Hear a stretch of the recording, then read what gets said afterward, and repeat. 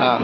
ये आज जो है घटना शुभ घड़ी है कि हमारे बीच में प्रमुख पात्र पूर्वांचल का प्रसिद्ध लोकनाट्य बिटिया की विदाई और देश का जाना माना लोकनाट्य विदेशिया के प्रमुख पात्र संयोग से हमको मिल गए बहुत दिनों बाद, कई वर्षों बाद न्यू कला केंद्र समिति विभा गोयल के पास।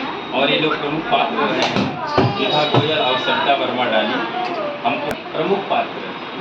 और ये हमारे बगल में जो खड़ी सविता वर्मा डाली, ये विदेशिया में इनको नेशनल अवार्ड मिला है और प्रमुख पात्र प्यारी की भूमिका में ये महत्वपूर्ण पात्र में रही हैं।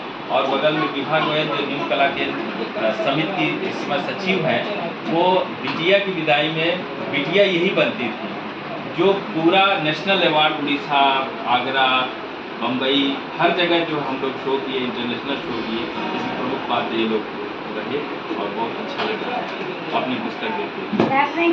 ताली बजाइए, ढोलक बजा दीजिए।